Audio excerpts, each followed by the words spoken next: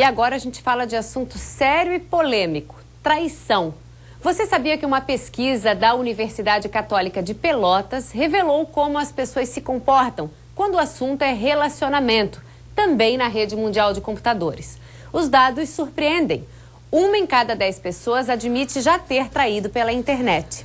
O que significaria trair varia de acordo com as crenças de cada um. Um bate-papo cheio de segundas intenções ou até usar o computador para combinar encontros com quem já se tem uma relação no mundo real. Mas se 10% confessa ter traído ou trair, outros 40% afirmam que conversas online com qualquer grau de intimidade já caracteriza, sim, a traição. Acompanhe nessa reportagem que mostra os dados sobre o mesmo tema e esse é o nosso Cartas na Mesa de hoje. Traição, uma expressão que ainda divide opiniões. Você confiar numa pessoa, você gostar daquela pessoa e aquela pessoa você descobrir de uma hora para outra que aquela pessoa te traiu. E o pior, trocou por uma pessoa que não vale nada. Acontece, é normal, né? Infelizmente, tu vê bastante isso hoje em dia nas baladas, na maioria dos lugares. Ah, meu Deus do céu, eu acho um absurdo isso, ó. Por causa que tem muito homem por aí traindo mulher só no olhar, pra falar a verdade. Então, tipo, sei lá, vamos parar, né? Esta futura psicóloga decidiu estudar o assunto e a traição foi o tema do trabalho de conclusão do curso de graduação dela. Conforme a pesquisa, os principais motivos que levam uma pessoa a trair é a falta de atenção do companheiro. A maior das respostas que eu obtive é a rotina no relacionamento, né? Outras questões que se consegue observar é que as mulheres estão traindo muito mais do que os homens. Por quê? Mais pelo lado afetivo, então, a falta de carinho, a falta de afeto no relacionamento. A facilidade de se relacionar por meio da internet também tem incentivado a traição.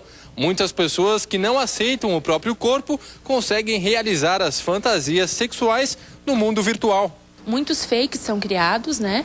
Então, por quê? Eu não tenho coragem de falar muitas coisas, principalmente dos fatores voltados mais para a sexualidade. Então, daqui a pouco eu posso me soltar, né? E ser quem eu quero, no momento que eu quero, e falar o que eu penso, o que eu desejo realmente, que cara a cara eu não tenho coragem de fazer isso numa relação. Às vezes não se tem a confiança total de dizer, olha, eu gosto disso, eu não gosto disso, enfim. E ali, quando você acha que está só você e a tela do computador, eu consigo me liberar e falar o que realmente eu penso, o que eu desejo. Nenhum dos entrevistados da autora do estudo aceitou se identificar, mas um dos questionários foi respondido por um homem de 35 anos. Quando perguntado sobre os motivos que o levaram a trair, deu as seguintes declarações. Sentia vontade de conversar com outras mulheres, trocar ideias, falar de coisas que com minha namorada não me sentia à vontade. Necessidade de novas aventuras. Já uma mulher de 31 anos respondeu a mesma pergunta da seguinte forma. Em primeiro lugar, sempre me senti muito sozinha. Pela profissão do meu parceiro, exigir que ele viajasse bastante, com frequência e por bastante tempo. Percebi na internet uma possibilidade de viajar na imaginação, de suprir a minha solidão com muitos amigos virtuais que acabaram se tornando algo a mais. Nessas conversas eu me sentia mais amparada. Todo esse contexto da internet, ele gera uma questão de que está sendo estudada, hoje é uma coisa nova, não tem muita fundamentação teórica, embasamento teórico e científico, então é uma possibilidade de se aprofundar, porque eu acho que tem muita coisa para ser vista e tem muita coisa ainda para surgir através desse tema e da internet. Pois então, né? Tão delicado falar sobre esse assunto. Tem gente que prefere não saber, tem gente que sabe e acaba não agindo, e tem gente que no mesmo momento resolve terminar a relação. Tem aqueles que se vingam, dão o troco na mesma moeda. E aí, como é que a gente decifra esse universo da traição? É isso que a gente quer falar agora. Eu recebo aqui o Alexandre, que é detetive particular, e também a Caroline, que é psicoterapeuta sexual e também de casais. Sejam bem-vindos ao programa. Obrigada. Muito obrigada pela presença. Eu vou começar, Caroline, contigo, porque eu acho que é uma coisa mais de cada um, e na tua profissão tu vai saber nos explicar melhor, né? A pessoa que trai, ela já está disposta a trair desde sempre ou ela tem que ter um motivo para que isso aconteça? É da natureza dela ou é a situação que acaba fazendo com que a pessoa traia? As razões pelas quais alguém trai, elas são inúmeras. Inclusive um crime de oportunidade. Eu tô aqui, tu estás aqui, eu nunca considerei trair na minha vida, mas aconteceu um momento de tensão e aconteceu, né? Isso de dizer que é o instinto, isso é meio que uma justificativa, né? Você tem a opção de escolha, você tem que estar dentro daquela situação e dizer não, prefiro não fazer. Mesmo na oportunidade, né? Sim, lógico. Mas as razões são muito amplas e a questão da traição também é muito complexa, né? Porque uma pessoa está casada não quer dizer que ela está casada, ela está com uma pessoa. Você pode não ter mais casamento ali. Pode não ter esse vínculo forte a ponto de ter a fidelidade. Eu já ouvi muita gente falar, hoje em dia virou meio que um lema, assim, né? Entre as pessoas, assim, não, muito mais importante do que ser fiel é ser leal.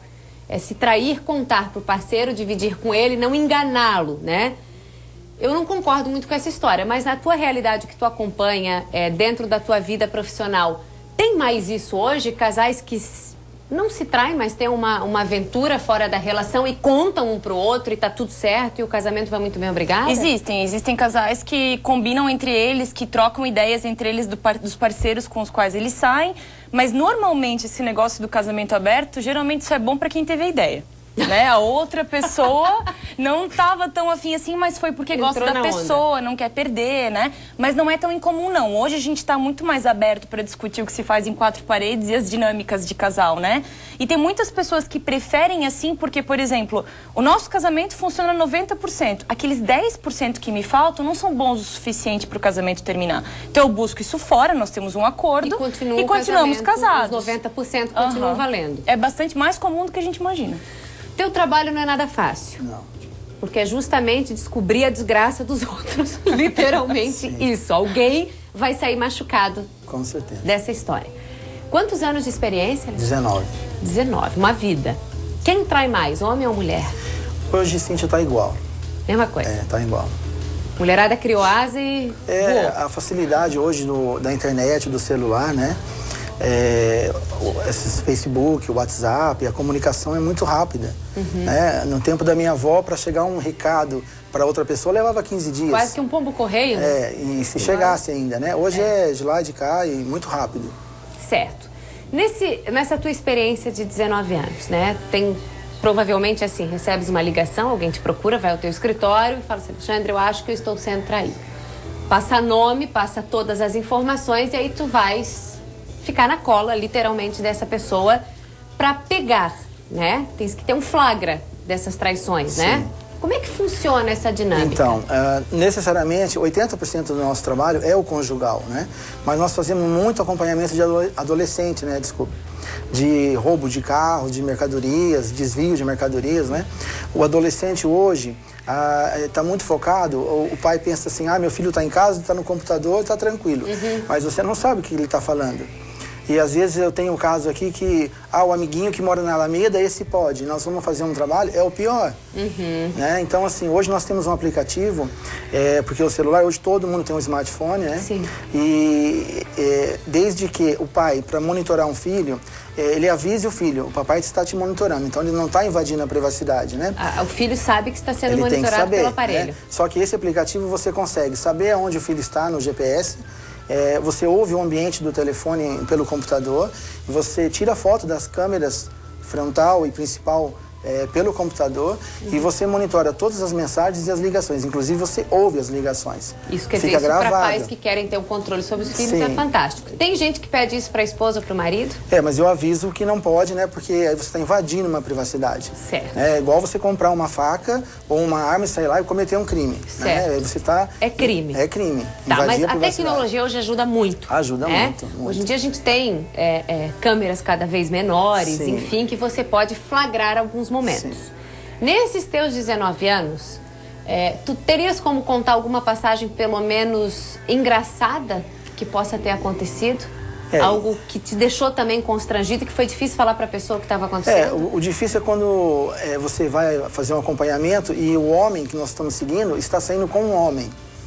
Então é complicado você dar a notícia, Para a né? esposa. Para a esposa. Mas sabe que eu sempre digo que se é para eu ser traída, eu preferia ser traída com um homem do que com uma mulher? Porque o que ele pode oferecer eu não posso. Então a concorrência é desleal, eu vou me conformar. Agora com uma mulher é difícil, a autoestima fica lá embaixo, né? Mas assim, geralmente você tem que pegar a pessoa, você pega assim, 50% o meio, que ela cresceu e a genética.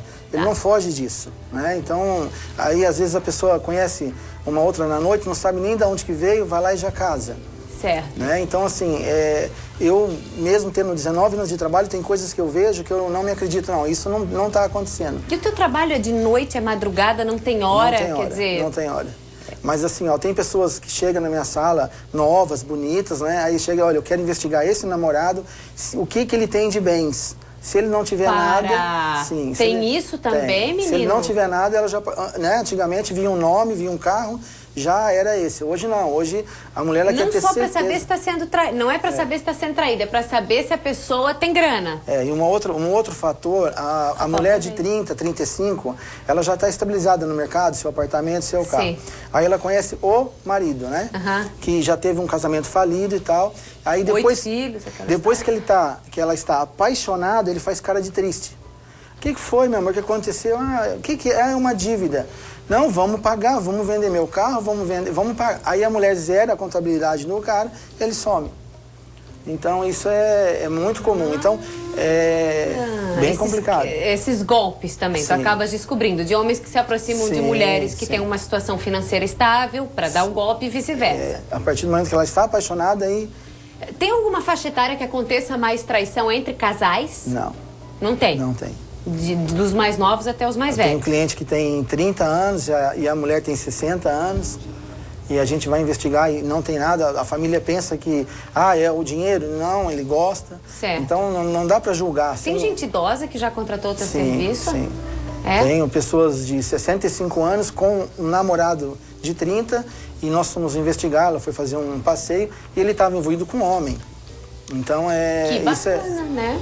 Isso é bem... Só que não dá para julgar, sabe? Não está escrito na testa da pessoa. Tem que investigar, por isso que tens essa tua profissão. Sim. Eu queria que vocês dessem uma olhada, a Liliane Machado, que trabalha aqui com a gente, foi conversar com um psicólogo para saber um pouquinho a respeito da traição, começando lá da época da avó da gente. Era diferente dos dias de hoje. Sim, muito diferente. Olha só.